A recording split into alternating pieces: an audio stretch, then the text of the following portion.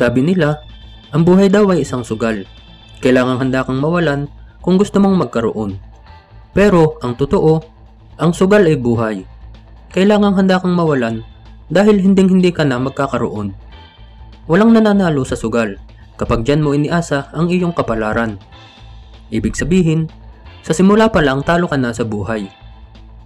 Isang panalo na hindi makaayaw at isang talunan na walang planong umayaw.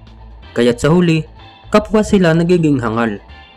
Halika't magbalik tanaw tayo sa kwento ng taong matagumpay na naipanalo ang buhay laban sa matinding kahirapan. Nagtiyaga, inakay at naiahon ang pamilya bunga ng dugo at pawis ng pagsisikap. Ngunit nang dumating ang puntong kailangan na niyang libangin ang sarili at namnamin ang tagumpay, tsaka naman siya naligaw ng landas matapos niyang masumpungan ang kaligayahan sa katauhan ng literal na pagsusugal kung saan buhay na ang nakataya. Ang kwento ni Arnulfo Arnie Tuadles o yung tinaguriang The Visayan Debonair / The Cebu Lover Boy. Pero kung bago ka pa lang sa ating channel, pakipindot na din po ng like, subscribe at bell notification button para palagi kang updated pag may mga bago tayong kwentong kagaya nito. Si Arnulfo Tuadles ay mas nakilala din ng lahat sa pangalang Arnie. Siya ay isinilang sa Argao sa Cebu noong 15 ng Agosto taong 1956. Ngunit sa Danau City siya nanirahan at nagkapamilya.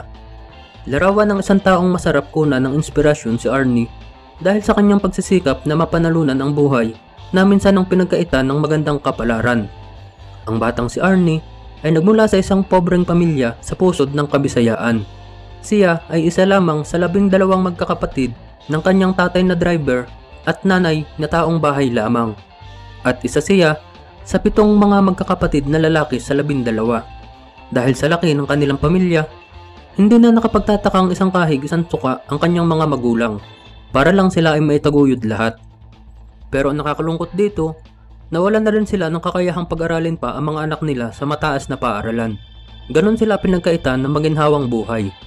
Pero kung meron mang isang bagay na sobrang pinagpala sa kanila, yun ay ang angkay nilang katangkaran. Silang lahat na magkakapatid ay nag-a-average ng 6 na talampakan o 6 feet nang dumating sa hustong gulang. At para sa bayang gaya ng Pilipinas na sobra-sobra ang pagyakap sa sports na basketball, bentahe ito sa magkakapatid na Tuadles. Yung talento napapag-aralan niyan kapag nandyan ka na, pero yung pagkalooban ka ng katangkaran ay hindi ibinibigay sa lahat. Ito ang asset na ginamit nila para makapag-aral ng libre at ang 7 lalaki sa 12 magkakapatid ay pawang mga nakakuha ng scholarships matapos maging mga varsity player na kinukuha naman ng mga paaralan sa Cebu at sa mga karatig bayan at naglalaro sila hanggang sa amateur level. Pero kakaiba sa kanilang lahat si Arnie dahil angat na angat siya sa kanilang magkakapatid. Sa height na 6 feet 2 inches, dinala niya ang pangalan ng University of the Visayas at nagbigay ng napakaraming karangalan sa nasabing paaralan.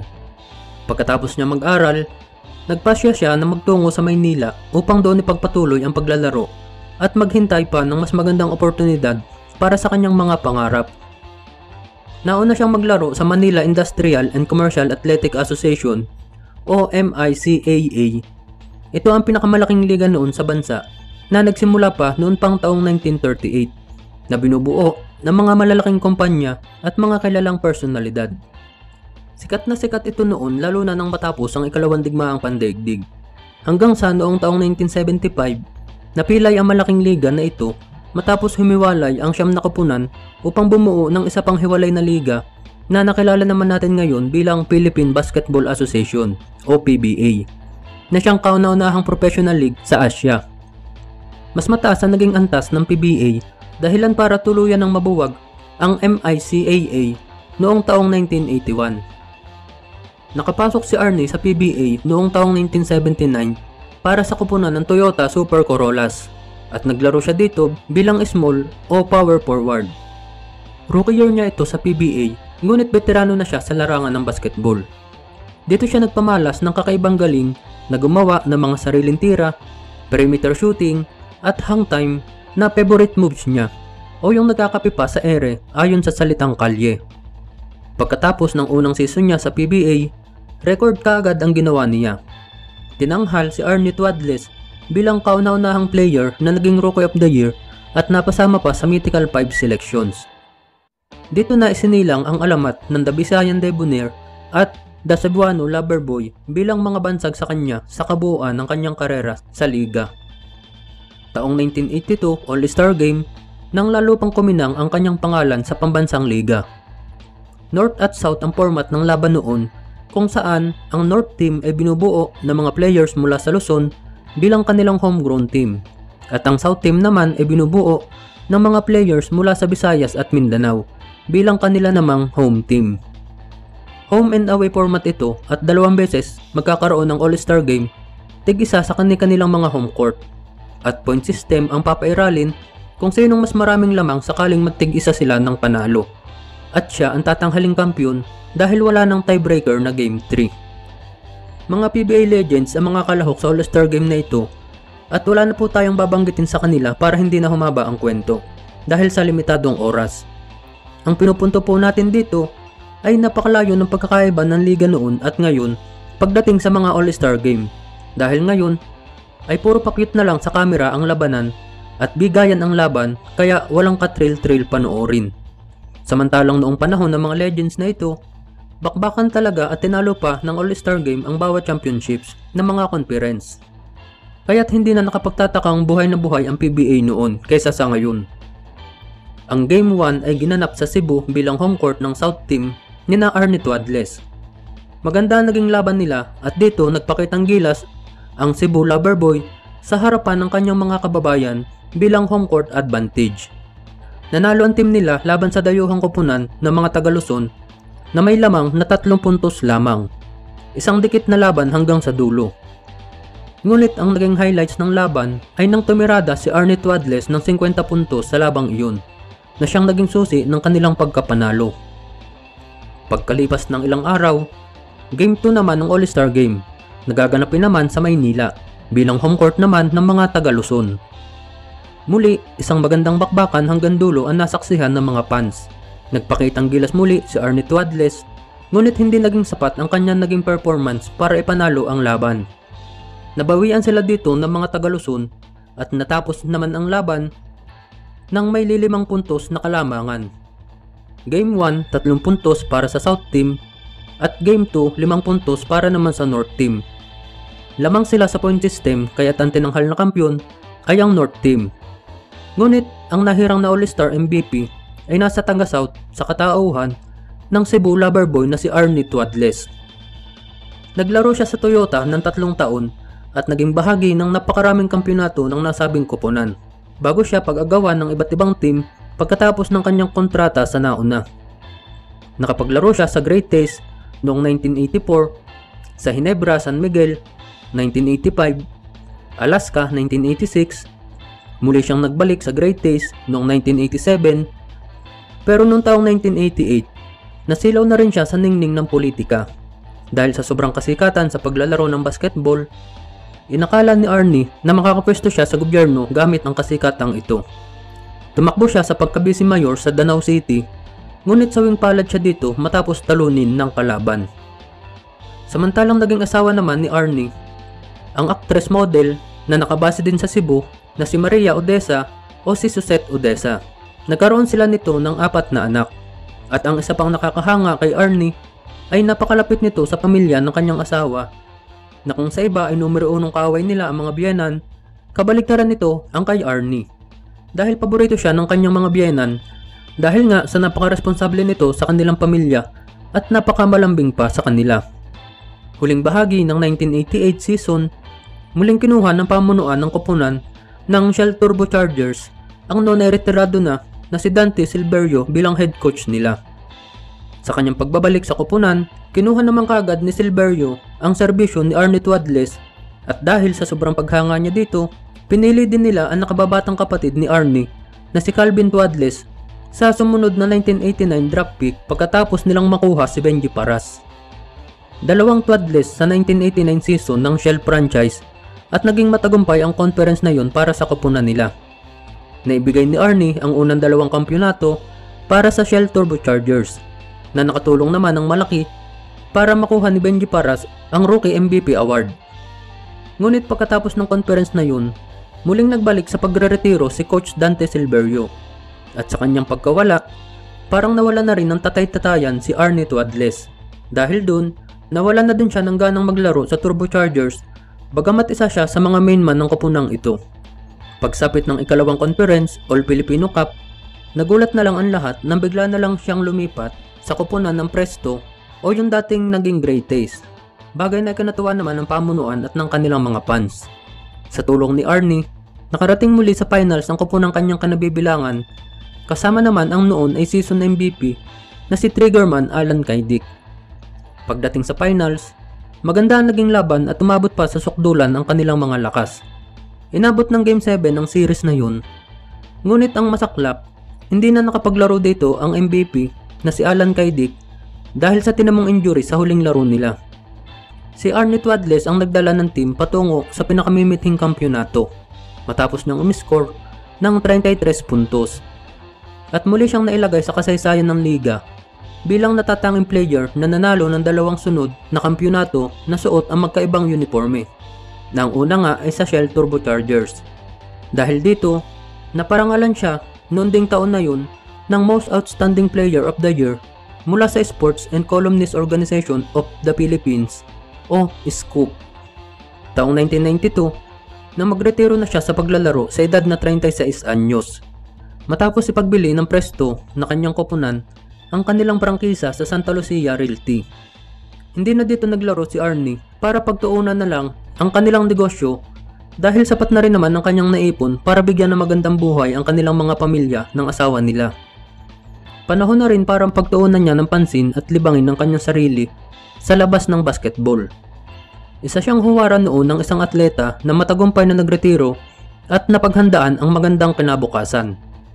Sa kanyang paglilibang sa buhay, naging abala siya sa kanyang pamilya, mga anak, at sa mga negosyo nila. Ngunit ang isang pagkakamali na desisyong kanyang nagawa ay nang malulong siya pati sa mga sugal. Ipagpalagay na marami siyang puhunan na panlaban. Ito ang nagbigay sa kanya ng kaligayahan bilang libangan kasama ang kanyang mga kaibigan. At isa nga sa mga ito ay si Alberto o si Ambet Antonio na minsan na rin naging chairman ng Games and Amusement Board noong naglalaro pa siya sa PBA. Bagamat medyo may edad na, naging malapit siya dito dahil nga magkasama sila sa liga at isa pa, magkumparing buo silang dalawa matapos kapwa maghawak sa binyag sa anak ng isa pa nilang kaibigan na dati ring PBA player. Palaging magkasama ang dalawa na nagsusugal sa International Business Club sa San Juan sa Manila at sila na rin na magkakalaban. Paborito nilang laruin dito ay ang poker o pusoy-dos. Sa una ay libangan lang at pampalipas oras. 10,000 kagad ang bet nila kada laban sa tuwing naglilibang. Ngunit may isang katangian si Ambet Antonio na kakaiba sa kanilang lahat na magkakaibigan. Sa tuwing nagpupusoy sila, mahilig itong mag last 5 deal sa laban. Ngunit habang natatalo ay last 5 ng last 5 at walang katapusang last 5 sa kagustuhang makabawi. Yan din ang dahilan kung bakit ayaw siyang labanan ng karamihan sa kanila na nagpupunta sa business club na iyon. Katangi ang kabaliktaran naman ng kay Arnie dahil siya ay marunong umayaw kapag nananalo na. Ginagamit niya ang talino hanggang sa pagsusugal. Pero ang sugal ay sugal pa rin, walang totoong panalo dyan. At higit sa lahat, walang kaibigan kapag may kasama ng pera sa usapan. Ika-30 ng Oktubre na magsimula silang magpusoy magdamagan ng walang tulugan at ihilang ang pahinga. Lumipas ang araw at gabi, kinabukasan ika-31 ng Oktubre, patuloy pa rin silang libang na libang sa bahay pasugalan. At pagsapit ng unang araw ng Nobyembre, araw ng mga patay, nag-break sila ng sandaling oras. Ngunit may usapan na muli silang magbabalik sa club kinagabihan para ipagpatuloy ang paglalaro. Kahit pa laglag na ang mga aibag nila sa 2 araw na walang tulog, muling nagbalik sa club si Ambet Antonio maaga pa kinagabihan. Sinundan naman ito ni Arnie Tuadles bago maghating gabi. Ngunit ang isa pa nilang dapat kalaro na si Danny Dewani na siyang presidente ng nasabing club ay hindi na sumipot sa laban dahil alam niyang titirahin na naman sila ni Ambet ng last 5 deals na walang katapusan hanggang hindi nakakabawi. Pero ang pera naman niya ay ibinigay niya kay Arnie para siya ang lumaban kapalit ng porsyento sakaling mananalo. Dahil nainip na sa tagal ng kanilang paghihintay, hinamon na lang ni Ambet Antonio si Arnie na maglaro na sila ng pusoy ng 1-on-1, bagay na pinaunlakan naman ni Arnie. At dito na nga nagsimula ang kanilang bakbakan sa kakaibang liga ng baraha. Tinulugan na sila ng mga gwardyang naka-duty ng mga oras na yun, at silang dalawa na lang ang naiwan naglalaro sa club buong magdamag habang nagkakantsawan pa. Walang humpay ang pagbalasan nila at muli ihilang ang pahinga. Inabot na ulit sila hanggang kinabukasan, ika-2 ng Nobyembre. Dakong alas 9 na ng umaga na magkasundo silang mag-time out para kumain lang ng almusal at pagkatapos ay maglalaro na ulit.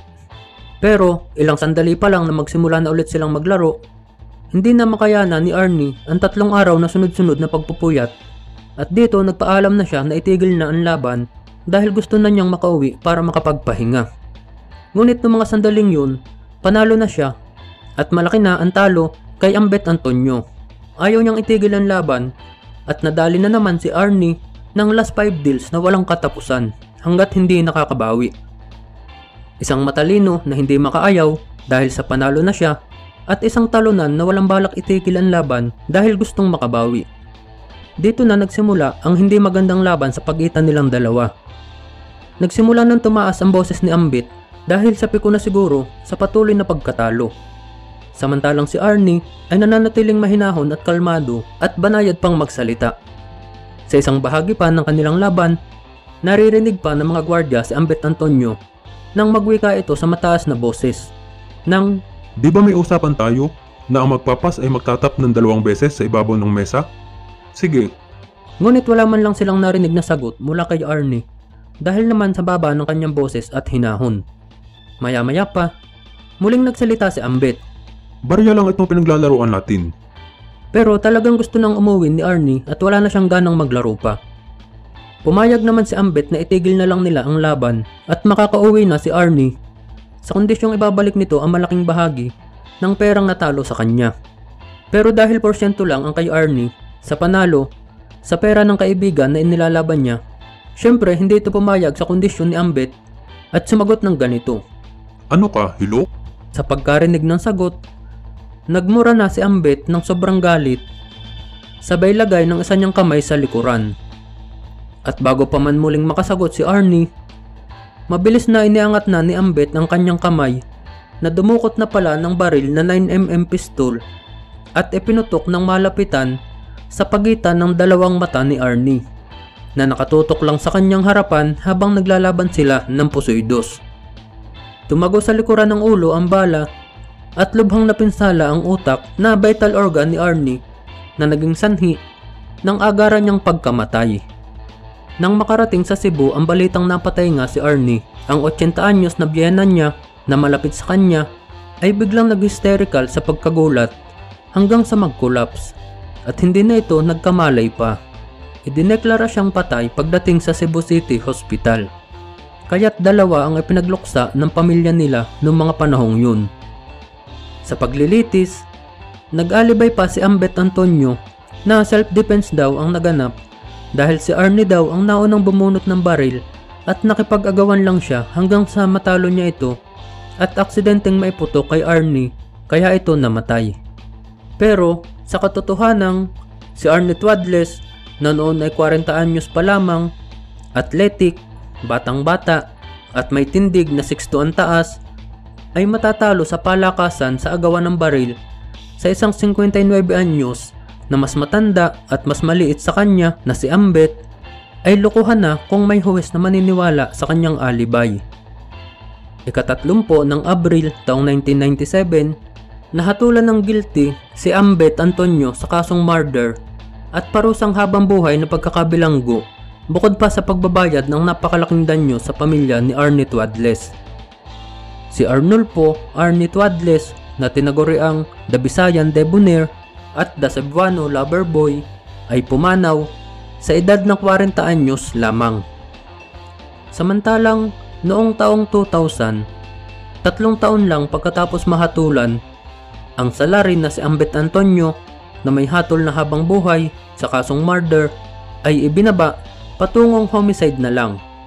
At ang hatol na habang buhay na pagkakabilanggo ay naging reklusyon temporal na lang o gagawing 14 na taong pagkakakulong na lang. At noong taong 2004, 7 taon pa lang sa piitan si Ambet Antonio nang tuluyan na siyang binigyan ng conditional pardon ni Pangulong Gloria Macapagal Arroyo sa dahilang sila lang ang nakakaalam. Ang buhay ay isang sugal. Kailanman, walang mananalo. Ikaw kaibigan, minsan ka na rin bang nalulong sa masamang bisyo na ito? Naranasan mo na bang ipusta, pati ang maligalig na biyenan mo? Maraming salamat sa iyong pakikinig kaibigan. Hanggang sa muli, paalam!